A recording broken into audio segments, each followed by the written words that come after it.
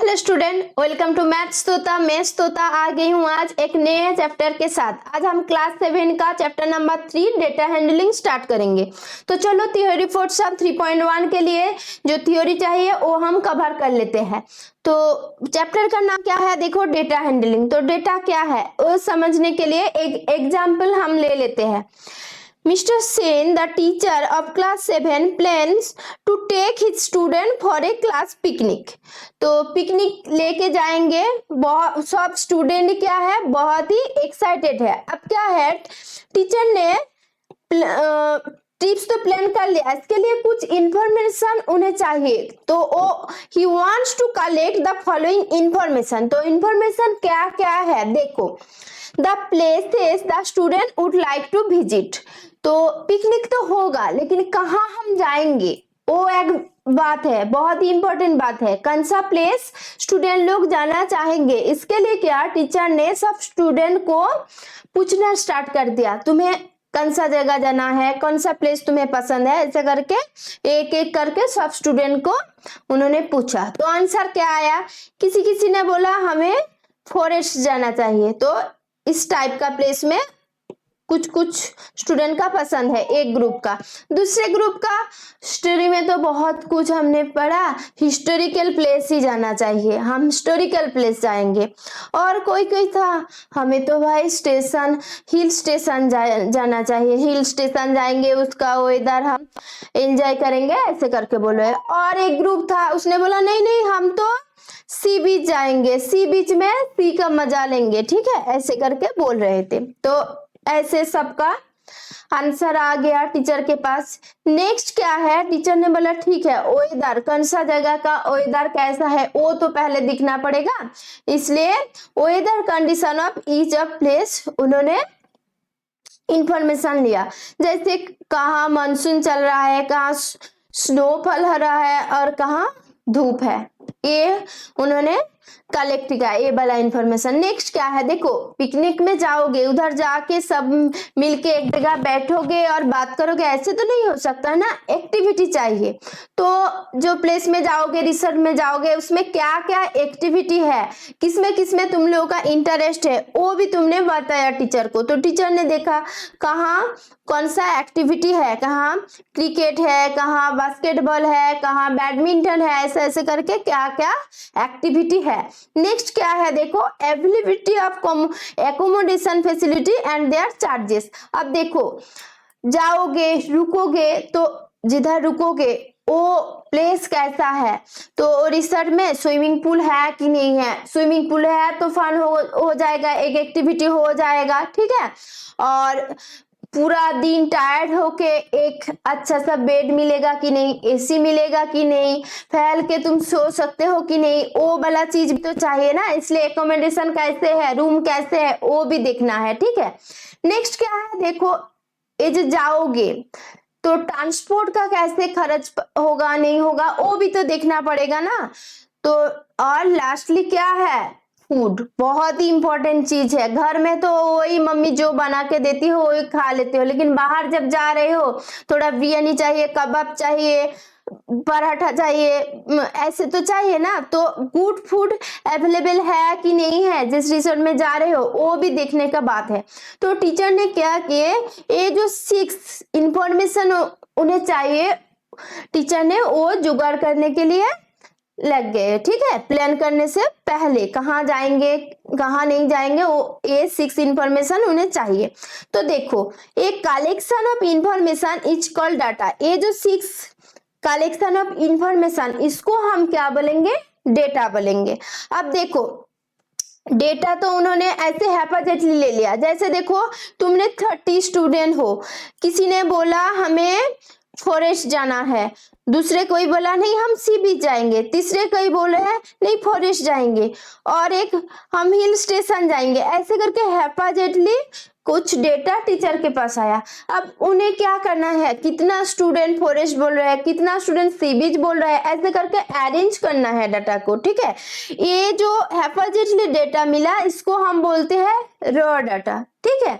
अब इसको अरेंज करके सिस्टमेटिक वे से हम इसको लिखते हैं, जैसे कैलकुलेशन करने व कोई डिसीजन में आने के लिए इजी हो जाए। तो रॉ डाटा हो गया, जैसे करके तुम कलेक्शन कर रहे हो, ओरिजिनल डाटा ही होता है रॉ डाटा। डेफिनेशन देख लो, the data that has been collected in original form is called raw data. ठीक है, तो चलो एक एग्जांपल से हम देख लेते हैं।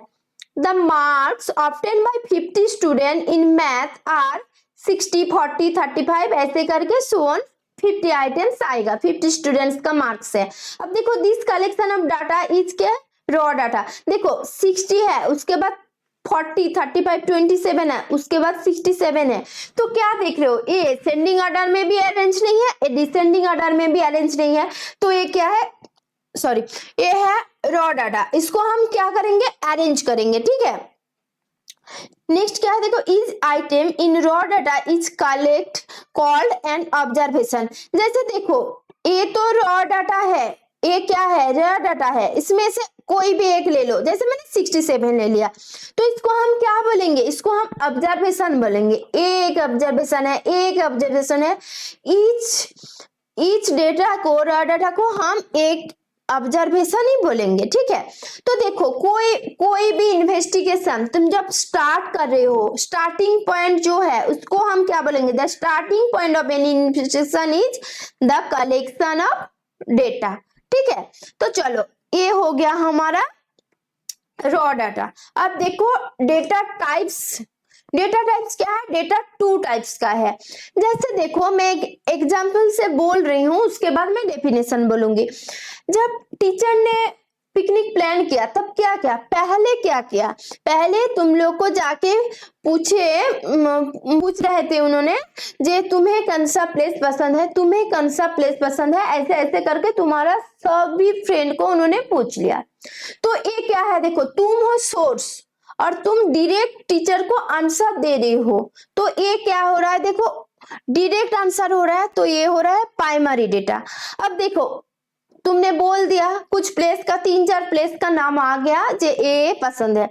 अब टीचर ने उसके बाद क्या किया, दूसरी पॉइंट क्या था, उन्होंने वेदर कैसा है, देखो है तुम हो शायद बैंगलोर में, अब तुम्हें जाना है, जैसे तुम जाओगे ऊटी, ओके, बैंगलोर से ऊटी ज्यादा दूर नहीं है, तब भी ऊटी का जो टेम्परेचर है वेदर कैसा है, उन्हें क्या करना पड़ेगा, वो टेलीविजन से, नहीं तो इंटरनेट से, नहीं तो न्यूज़पेपर से, ये 3-4 सोर्स से उन्हें पता करना होगा जे इस टाइम में इस जगह का वेदर कैसे है। तुम सी बीच में जाओगे तो उस जगह का टेम्परेचर, उस जगह का वेदर कैसे है वो उन्हें दिखना पड़ेगा। तो ये जो उन्हें दिखना पड़ेगा, ये कैसे देख रहे हैं, इंटरनेट से, नहीं तो टेलीविजन से, न्यूज़पेपर से। देखो डायरेक्ट वो जाएगा, जाके उन्होंने देख के नहीं वापस आ रहे हैं, वो सेकेंडरी सोर्स यूज कर रहे हैं, इसलिए ये डाटा को हम क्या बोलेंगे, सेकेंडरी डेटा बोलेंगे। ओके, तो चलो डेफिनेशन हम देख लेते हैं। देखो there are 2 types of data, primary data, secondary data. अब देखो primary data, when data is collected directly from the source it is called primary data. Clear? Next क्या है, सेकेंडरी डेटा। चलो देख लेते हैं secondary data. Secondary data is the collection from secondary source such as internet, television, libraries and newspaper. Clear हो गया हमारा types of data. Next क्या है, ऑर्गेनाइजेशन ऑफ डेटा। देखो मैंने बोला, तुमने बोला मुझे सी जाना है, तुम्हारा फ्रेंड ने बोला मुझे हिल जाना है, और एक फ्रेंड बोला हिस्टोरिकल प्लेस जाना है, और कोई बोला नहीं हम फॉरेस्ट जाएंगे, फॉरेस्ट का ब्यूटी ऑफ नेचर हम एंजॉय करेंगे। ऐसे ऐसे करके है पॉजिटिवली, कोई ऐसे नहीं है कि जिसको सी बीच पसंद है उन्होंने पहले बोल दिया मुझे सी बीच पसंद है, मुझे सी बीच पसंद है, सी बीच का पहले उन्होंने नोट डाउन कर लिया, उसके बाद हिल स्टेशन का। ऐसे कुछ नहीं हुआ, एक एक के पास गए सर, एक एक को पूछा, ठीक है, तो हेफाजतली आंसर आया, ये मिल गया हमें रॉ डाटा। लेकिन रॉ डाटा लेके कोई भी काम करना बहुत इरिटेटिंग होता है और हमेशा कुछ ना कुछ गलती हो जाता है, इसलिए क्या करना चाहिए, वो रॉ डाटा को हमें ऑर्गेनाइज करना चाहिए। तो ऑर्गेनाइज हम कैसे करते हैं, ऑर्गेनाइज हम 3 मेथड से करते हैं। एक क्या, अल्फाबेटिकली ऑर्डर से करते हैं। दूसरा क्या है, असेंडिंग, जब नंबर आता है तब हम एक असेंडिंग ऑर्डर से करते हैं, नहीं तो हम डिसेंडिंग ऑर्डर से करते हैं। ठीक है, तो पहले कोई भी डेटा मिलता है तो हम ये तीनों वे से हम डेटा को ऑर्गेनाइज कर लेते हैं। उसके बाद क्या है देखो, उसके बाद हम कोई भी डेटा को टेबुलर फॉर्म में ले लेते हैं तो वो क्या है, बहुत इजी हो जाता है समझने के लिए। कुछ भी, कुछ डाटा तुम रख रहे हो, इन फ्यूचर देखोगे, वो समझने के लिए बहुत इजी होता है। फ्यूचर छोड़ो, अभी के लिए कुछ डाटा कलेक्ट कर रहे हो, उसके बाद उसको टेबुलर फॉर्म में डाल दोगे तो वो बहुत ही इजी हो जाएगा रीड करने के लिए। ठीक है, तो टेबुलर फॉर्म कैसे होता है देखो, टेबुलर फॉर्म में बेसिकली देखो, ये तुमने ना ऑलरेडी 6th स्टैंडर्ड में पढ़ के आई हो। 7th स्टैंडर्ड में एनसीईआरटी बुक में जिधर से स्टार्ट हो रहा है वो वाला तो मैं बोल दूंगी, जे इधर से स्टार्ट हो रहा है, लेकिन मुझे लगा थोड़ा क्लियर करना चाहिए, इसलिए मैंने क्या किया, मैंने ये छोड़ के एनसीईआरटी का बुक छोड़ के भी 2-3 बुक मिला के मैं हमेशा नोट तैयार करती हूँ। ठीक है, और ये नोट भी तुम्हें पीडीएफ में मिल जाएगा, कोई सोचने वाली बात नहीं है। तो चलो, क्या है टेबुलर फॉर्म हम देख लेते हैं। टेबुलर फॉर्म में क्या है देखो, थ्री कॉलम होता है, एक में है वेरिएबल, दूसरे में टैली, तीसरे में फ्रीक्वेंसी। अब देखो टैली क्या है, ये तुम 6th क्लास में पढ़ के आए हो। टैली क्या है, कोई भी ऑब्जर्वेशन देख रहे हो, ऑब्जर्वेशन क्या है मैं बोल के आई हूँ। अब देखो ऑब्जर्वेशन भूल गए तो एक बार पीछे जाके देख लेना। ऑब्जर्वेशन जब एक देख रहे हो, एक ले लिया, दूसरा ऑब्जर्वेशन सेम आया, ऐसे करके किया। अब देखो 4 हो गया, फिफ्थ कैसे लिखते हो, ऐसे। एक टैली कंप्लीट हो गया, तो एक टैली में कितना आता है, 5 लाइन आता है। 4 लाइन ऐसे ऐसे ऐसे करके आता है, 5th लाइन डायगोनली ऐसे भी लिख सकते हो और ऐसे भी लिख सकते हो। अब देखो 7th आया, ठीक है, 7th आया तो बाद में 2 लाइन दे देना, ये हो गया हमारा टैली। अब देखो फ्रीक्वेंसी क्या है, कोई भी चीज कितने बार हो रहा है, हैपन हो रहा है कितने बार, उसको हम फ्रीक्वेंसी बोलते हैं। बेसिकली टैली जो आएगा वही नंबर, जैसे देखो टैली इधर 5 आ रहा है तो फ्रीक्वेंसी 5 आएगा, कितने बार हो रहा है। ठीक है, वही है। तो और वेरिएबल क्या है, जब देखो मार्क्स आएगा तो अब हमें मार्क्स लिखना है, जब स्टूडेंट का एज आएगा तब हम स्टूडेंट का इधर एज लिख देंगे, वेरिएबल चेंज होता रह जाएगा, लेकिन ये टैली एंड फ्रीक्वेंसी फिक्स रहेगा। तो चलो एक एग्जांपल से देख लेते हैं टेबुलर फॉर्म कैसे होता है। देखो क्या है, given below are the ages of 25 student of class 7 in school, prepare a tabular form of data. Okay, हम प्रिपेयर कर देंगे। तो क्या है देखो, एज क्या है देखो, 15 16 14 है, बजट लिया है ना। तो एट फर्स्ट हमें क्या करना चाहिए, ये एज को हम असेंडिंग ऑर्डर में हम इसको अरेंज करके लिखेंगे। तो चलो लिखते हैं, स्टार्ट करते हैं। तो to arrange the data, arrange the data, we will rewrite this in ascending order. Okay, ascending order. अब देखो क्या है, सबसे छोटा क्या है, 14 है, तो देखो 14 को मार्क करो, 1, उसके बाद 2, 3, 4, तो 14 4 है। एक काम करो, देखो इसमें बहुत ही छोटा छोटा हो जाएगा, इसलिए मैं ये इरेज करती हूँ, लेकिन पहले ऐसे करके लिख लेना। तो चलो 14 क्या मिला, 4 मिला, तो 14 14 14 14 हो गया, 14 का काम खत्म। अब क्या है 15, तो चलो 15 को हम मार्क कर लेते हैं, 15 15 15 15 15 15 चलो काउंट कर लेते हैं 1 2 3 4 5 6 7 8 ओके तो 15 1 2 3 4 5 6 7 8 हो गया। अब 16 देखो 16 1 2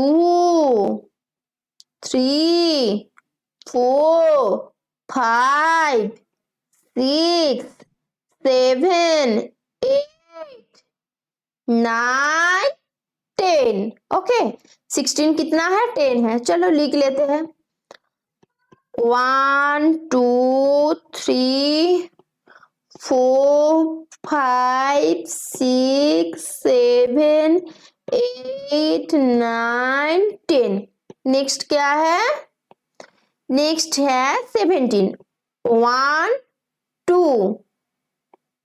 3 3 हो गया। अब 14 तो हम पहले लिख चुके हैं 1 2 3 अब देखो एक छोटा सा ट्रिक्स बोल रही हूँ ठीक है शायद तुम लोग करते भी हो तो भी मैं बोल रही हूँ इसमें क्या है देखो 25 स्टूडेंट है तो ए 25 है। अब देखो ये जो तुमने लिखा ना ए वाला 25 है कि नहीं है ये देख लो क्योंकि देखो 25 है तुमने 23 और 24 लिख लिया उसके बाद जितना भी करोगे ना कंटिन्यू करोगे गलत ही आएगा आंसर ठीक है। तो पहले ही कंफर्म हो जाओ नहीं मैंने जो लिखा अरेंज करके जो लिखा वो ठीक लिखा। तो चलो काउंट कर लेते हैं मैंने ठीक लिखा कि नहीं लिखा देख लेते हैं। देखो 1 2 3 4 5 6 7 8 9 10 11 12 13 14 15 16 17 18 19 20 21 22 23 24 25 इसका मतलब मैंने ठीक ही लिखा है ओके। तो चलो लिखते हैं फर्स्ट क्या है देखो 14 तो 14 लिखो। अब देखो 1 2 3 4 4 है तो टेली बार क्या होगा 1 2 3 4 ओके हो गया टेली। अब फ्रीक्वेंसी 4। अब 15 में क्या है देखो 15 में 8 हमने तब काउंट किए थे ना इसलिए याद है। चलो 8 टेली बार कैसे होगा 1 2 3 4 अब देखो 5 6 7 8 ओके। अब फ्रीक्वेंसी में क्या होगा 8। अब देखो 16 क्या था 10 था तो 1 2 3 4 5 1 2 3 4 5 और 10 हो गया। अब देखो 17 में 3 1 2 3 अब क्या करोगे टोटल नीचे लिखो टोटल अब क्या होगा देखो टोटल 4 प्लस 8 12 12 प्लस 10 22 22 प्लस 3 25। तो एक क्वेश्चन रीड करना नहीं चाहिए एक बार देखेंगे तो क्या 14 एज का 4 स्टूडेंट है 16 एज का 10 स्टूडेंट है और टोटल क्या 25 स्टूडेंट है ओके। ये हो गया हमारा पहले एग्जाम्पल। सेकेंड एग्जाम्पल और एक में चलो क्लियर कर लेते हैं। Organise the following vehicle passes through a traffic signal from 9 AM to 9:30 AM on 1st March 2023। कैसे था ट्रक कार साइकिल मोटरसाइकिल ऐसे करके था। अब देखो ट्रैफिक सिग्नल में तुम गए हो ऐसे करके रेड लाइट आ गया तो सब कुछ क्या बंद हो गया तो यही है सिनेरियो ओके। अब देखो तुमने जो काउंट किया बोर हो रहे थे तो चलो थोड़ा काउंट ही कर लेते हैं व्हीकल ही काउंट कर लेते हैं तो काउंट करके तुम्हें ए रिजल्ट मिला। अब ए रिजल्ट को तुमने टेबुलर फॉर्म में रिप्रेजेंट करना होगा। तो इसके लिए पहले क्या करोगे बोलो टेबुलर फॉर्म में? तो इसके लिए तुम्हें पहले क्या करना पड़ेगा, अल्फाबेटिकली अरेंज कर लो। तो डायरेक्ट मैं अल्फाबेटिकली अरेंज करके लिखती हूँ, फर्स्ट लाइन नहीं लिख रही हूँ। तो पहले देखो कार है और साइकिल है, तो कार और साइकिल में से पहले क्या आएगा, कार आएगा। तो देखो कार लिखो, कार, उसके बाद देखो कार, कार, 3 कार है, कार, कार। नेक्स्ट क्या है, cycle, cycle, cycle, cycle, 3 cycle है। तो cycle, cycle, cycle. Okay, next क्या है देखो, मोटरसाइकिल और रिक्शा। एम पहले आता है, मोटरसाइकिल आएगा, तो मोटरसाइकिल, मोटरसाइकिल। तो लिखो मोटर साइकिल, मोटरसाइकिल। नेक्स्ट देखो क्या है, रिक्शा, 2, रिक्शा, रिक्शा। और क्या रह गया, ट्रक, 1 2 3, ट्रक, ट्रक, ट्रक। अब चलो काउंट करके देख लेते हैं। देखो 1 2 3 4 5 6 7 8 9 10 11 12 13, टोटल 13 है। अब देखो इसमें 13 है कि नहीं है, 1 2 3 4 5 6 7 8 9 10 11 12 13, 13 हो गया। अब चलो स्टार्ट करते हैं। तो पहले क्या है, कार, कार कितना है, 3, 1 2 3, फ्रीक्वेंसी 3। उसके बाद cycle, cycle 3, frequency 3। Motorcycle, motorcycle 1 2, frequency 2 होगा। रिक्शा,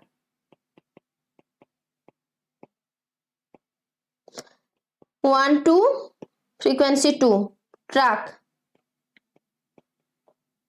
देखो ट्रक क्या है, 1 2 3 है, 1 2 3, तो 1 2 3 टैली 3।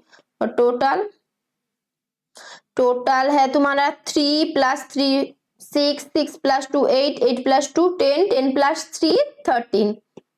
ये हो गया हमारा टेबुलर रिप्रेजेंटेशन। ओके, अब देखो दो इंपॉर्टेंट चीज याद रखना, organise data is called information, organise data is called information. दूसरा क्या है, the frequency of a given observation is the number of times it's occur. तो फ्रीक्वेंसी क्या है, कोई भी ऑब्जर्वेशन कितना टाइम अकर्स कर रहा है, हैपन हो रहा है, वही है फ्रीक्वेंसी। तो चलो अब आया हमारा एनसीईआरटी बुक का क्लास 7 का स्टार्टिंग टॉपिक, क्या है, रिप्रेजेंटेटिव वैल्यू, रिप्रेजेंटेटिव वैल्यू। अच्छा चलो स्टार्ट करते हैं, उसके बाद मैं एग्जांपल देती हूँ।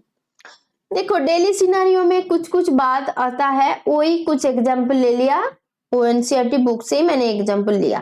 देखो क्या है, Isa spends on average of about 5 hours daily for her studies. Isa के बदले तुम्हारा नाम हो सकता है, तुम्हारा फ्रेंड के नाम हो सकता है, वही तो मैंने एक बुक में एक रैंडम नाम ईसा ले लिया, लेकिन ये क्या है, घर घर का कहानी है। भाई स्कूल जा रहे हो, पढ़ाई तो करना ही पड़ेगा, वही है 5 आवर। तो उसके बाद क्या है, the average temperature at this time of the year about 40 degree Celsius. ये भी हम बोलते हैं जे आज का एवरेज टेम्परेचर, बस इस जगह का एवरेज टेम्परेचर साल भर 40 डिग्री सेल्सियस। नेक्स्ट क्या है, देखो the average age of peoples in your class is 12 years. Okay, next क्या है, the average attendance of student in a school during its final exam was 98%। Final exam के time तो attendance थोड़ा ज्यादा ही होता है, जो ज्यादा की फुल ही होता है, ऐसे होता है, तो 98%। अब देखो कुछ क्वेश्चन आया है, क्या है, do you think that the child in the first statement studies exactly 5 hours. और is the temperature of the given place during particular time always 40 degree. देखो always 40 degree exactly 5 hours, a term में जोड़ डालो। Exactly 5 hours मतलब आज भी 5 hours, कल भी 5 आवर्स, परसों को भी 5 आवर्स, परसों को भी 5 आवर्स, एक मिनट भी इधर उधर नहीं होगा। Is it exactly? No. Always 40 degree नहीं, आज 39 हो सकता है, आज 38 हो सकता है, कल 42 हो सकता है, कल 43 हो सकता है।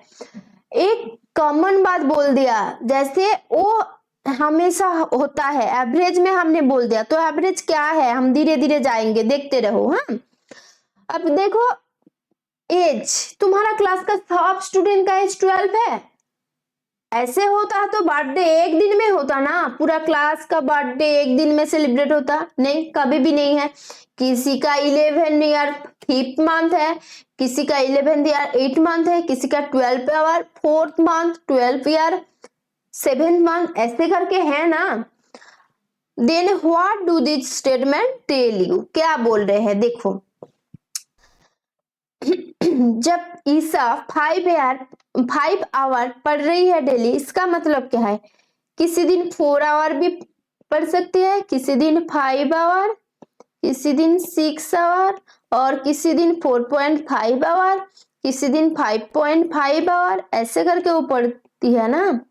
हमेशा ऐसे नहीं है, वो रोबोट नहीं है भाई, एक बच्ची है, उसका मूड नहीं है आज, तो उसने क्या किया, थोड़ा पहले ही पैकअप कर दिया। इसका मूड है जो ये कंप्लीट करके ही मैं उठूंगी, तो उसने ज्यादा पढ़ लिया। वो रोबोट नहीं है, वो इंसान है, उसके मूड के ऊपर, उसका तबीयत के ऊपर, सबके ऊपर ही डिपेंड करता है। ठीक है, अब देखो नेक्स्ट क्या है।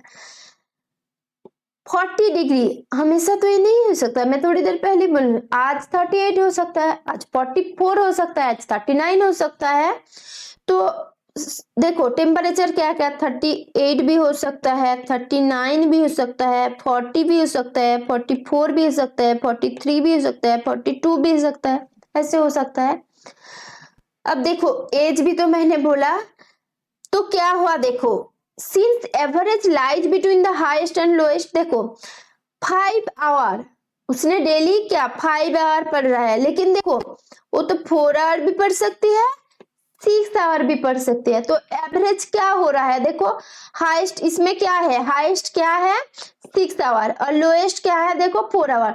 तो हाईएस्ट और लोएस्ट के बीच में एवरेज रहता है। अब देखो टेम्परेचर मैंने 38 लिया और सबसे ज्यादा 40 लिया, तो 38 और 40 के बीच में तो 40 है ना, एवरेज क्या है हाईएस्ट और लोएस्ट का बीच में ही रहेगा। ठीक है, तो देखो अब क्या बोल रहा है, तो हाईएस्ट और लोएस्ट के बीच में रह जाएगा एवरेज, ए हो गया। अब देखो वो क्या हो रहा है, तो सेंट्रल में हो रहा है ना, को सेंट्रल कैसे होता है, बीच में रहेगा, अंदर रहेगा, तो इसको इसलिए हम एवरेज को सेंट्रल ऑफ टेंडेंसी बोल रहे हैं, कोई भी ग्रुप ऑफ डेटा का। तो चलो देख लेते हैं, value of the given data so इससे average is measure of the central tendency of the group of data. Central tendency क्यों बोल रहे हैं, बेसिकली वो मिडिल का हो रहा है इसलिए। जैसे देखो हाईएस्ट मैंने क्या बोला 6 आवर, लोएस्ट क्या बोला 4 आवर, लेकिन एवरेज क्या है 5 आवर, वो सेंट्रल में ही तो है ना, इसलिए central tendency of the group of data. देखो 6, 4 और भी मैंने लिया था 4.5, 5.5, ये सब जो मैंने लिया, इसका क्या है एक ग्रुप ऑफ डाटा, हम इसको बोलेंगे, इसका सेंट्रल क्या है 5। ओके, देखो different forms of the data need different methods of determine the central values of. देखो सेंट्रल टेंडेंसी मैंने इस एग्जांपल में दिखाया क्या, एवरेज।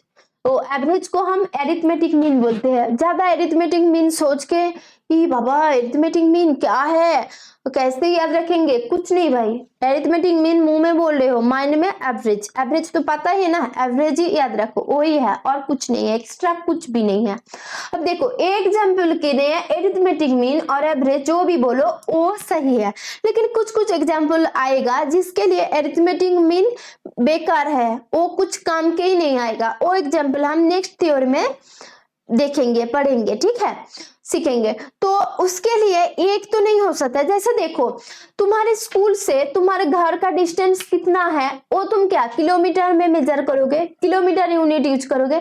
तुम्हारे फैमिली में एक महीने में कितना आटा लगता है और तुम श्योर किलोमीटर में नहीं यूज करोगे। किलोमीटर यूनिट यूज करके क्या 5 किलोमीटर आटा लगता है, 10 किलोमीटर आटा लगता है, कभी नहीं बोलोगे। क्या बोलोगे?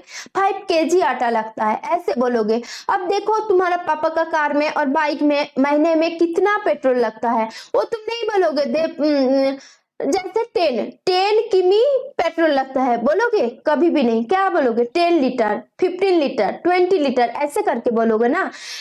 सेम ही सेंट्रल टेंडेंसी ना, इसलिए एक अरिथमेटिक मीन इसमें ही खत्म नहीं हो जाता, और भी है दूसरे टाइप का एग्जांपल। जैसे देखो, इसमें डिस्टेंस लिया, किलोमीटर लिया, जब क्वांटिटी लिया तब क्या लिया हमने? केजी लिया, और जब क्या लिक्विड लिया तब क्या? लीटर लिया। ऐसे ही डिफरेंट जब एग्जांपल लेंगे, डिफरेंट सेंट्रल ऑफ टेंडेंसी हमें यूज करना पड़ेगा। तो हम क्या क्या यूज करेंगे? देखो, arithmetic mean, median and mode, ये 3 हम सीखेंगे। तो इस वीडियो में हम एरिथमेटिक मीन करेंगे, उसके बाद 3.1 का एक्सरसाइज कंप्लीट करेंगे, उसके बाद mean and median and mode पढ़ेंगे। तो चलो एरिथमेटिक मीन क्या है हम देख लेते हैं, ठीक है। एरिथमेटिक मीन मैंने क्या बोला? मुंह में बोलो एरिथमेटिक मीन, माइंड में क्या रखो? एवरेज रखो। तो वही है एवरेज, किसी भी चीज का एवरेज। जैसे देखो 2 3 5, इसका एवरेज क्या होगा? 2 + 3 + 5, और नीचे क्या होगा? 1 2 3 होगा। यही तो एवरेज हमने सीख के आए हैं ना। तो देखो वही है एरिथमेटिक मीन। क्या है? देखो, the most common representative value और central value of a group observation is arithmetic mean. तो इन जनरल ज्यादा क्या यूज होता है? एरिथमेटिक मीन ही यूज होता है। मीन मोड भी होता है, मीडियन मोड भी होता है, लेकिन एरिथमेटिक मीन थोड़ा ज्यादा ही यूज होता है, ठीक है। तो एरिथमेटिक मीन क्या है? देखो, sum of all observation by number of observation. तो मैंने एक एग्जाम्पल ले लिया। If x1 x2 x3 xn are the values of n observation, then the arithmetic mean of the observation given by, कैसे होगा? देखो, sum of all observation, observation क्या है? x1 x2 x3 ऐसे करके xn है। तो लिखो सम of observation x1 + x2 + x3 + x4 + xn, n observation है। अब देखो नीचे क्या है? Number of observation. Number of observation कितना है? n observation. देखो n ऑब्जर्वेशन तो बाय n होगा। तो एरिथमेटिक मीन क्या हो रहा है? x1 + x2 + xn by n। Okay, n क्या है? Number of observation. a हो गया हमारा एरिथमेटिक मीन। तो चलो एग्जांपल से समझ लेते हैं। Ashish studied 4 hours, 5 hours, 3 hours respectively on 3 consecutive days. How many hours does he study daily on average? तो मीन का फॉर्मूला क्या था? देखो, mean equal to sum of all observation by number of observation. तो देखो, mean equal to sum of all observation by number of observation। अब देखो, sum of observation क्या होगा? 4 5 3 आवर। तो 4 + 5 + 3, और नंबर ऑफ ऑब्जर्वेशन 1 2 3 ऑब्जर्वेशन है ना, 3 आवर लिखो। अब देखो क्या? 4 + 5 9, 9 + 3 12। अब 12/3 आवर इक्वल टू 4 आवर। तो हमें हमारा मीन मिल गया। अब देखो एवरेज करो, सेम ही तो होगा ना, 4 + 5 + 3/3। इसलिए मैंने बोला माइंड में एवरेज ही रखो, कंफ्यूज मत हो। तो आंसर लाइन क्या होगा? How many hours does he study daily on average? तो लिखो Ashish, therefore Ashish study 4 hour daily, studies 4 hour daily on average।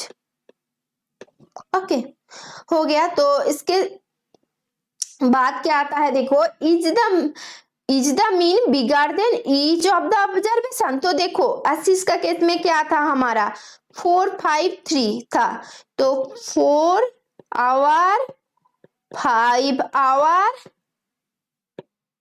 3 our था, तो मीन क्या मिला, मीन मिला 4 our.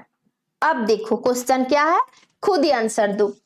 Is the mean bigger than each of the observation, mean क्या है 4 hour, 4 hour each of the observation, ये सबसे बड़ा है, नहीं कभी भी नहीं, इससे बड़ा देखो 5 आवर है, तो आंसर क्या होगा no.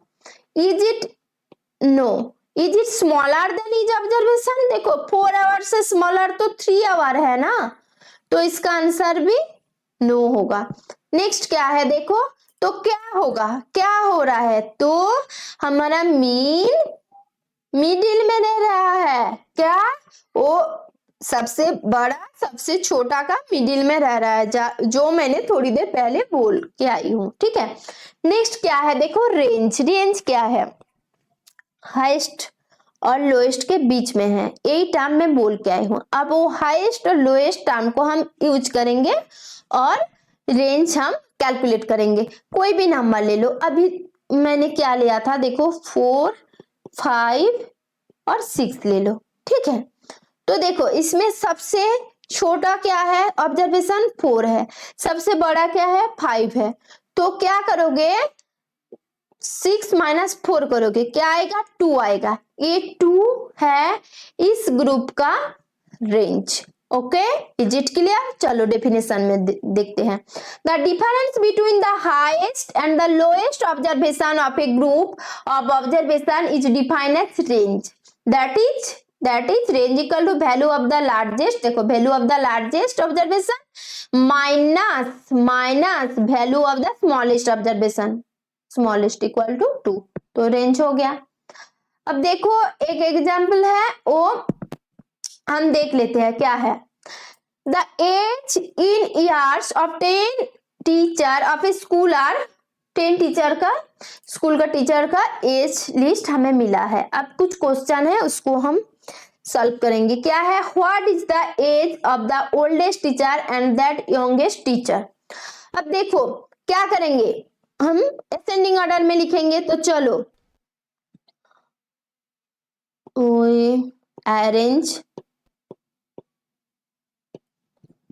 arrange the given row data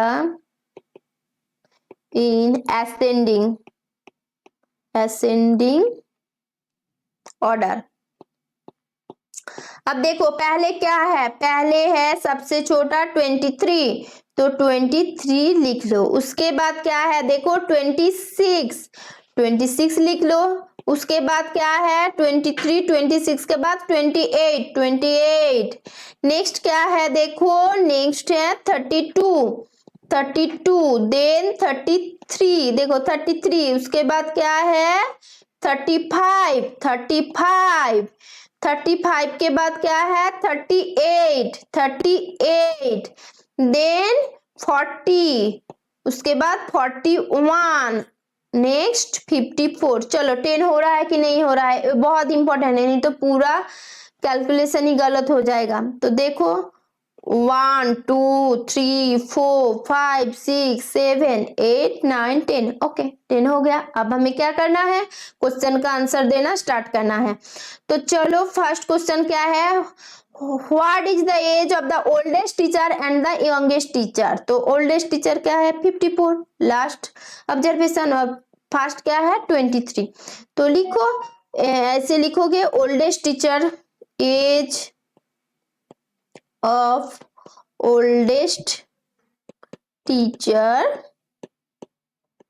is 54, age of youngest teacher is 23। Next क्या है देखो, what is the range of the age of the teacher. क्या है रेंज, सबसे बड़ा और सबसे छोटा देखना है क्या है नंबर, सबसे बड़ा 54, सबसे छोटा 23, इन दोनों का डिफरेंस। तो 54 माइनस 23 इक्वल टू क्या 31, तो रेंज इक्वल टू 31। नेक्स्ट क्या है, what is the mean age of the teacher. Mean age क्या है, देखो मीन एज क्या है, ये 10 को तुम्हें ऐड करना है, उसके बाद क्या करना है, बाय 10 करना है, बाय 10 करना है, उसके बाद क्या होगा वो कमेंट बॉक्स में डालना मीन। ओके, तो चलो इसके साथ ये 3.1 का थ्योरी पोर्शन कंप्लीट हो रहा है। नेक्स्ट वीडियो में हम एक्सरसाइज 3.1 कंप्लीट स्टार्ट करेंगे। मिलते हैं नेक्स्ट वीडियो में।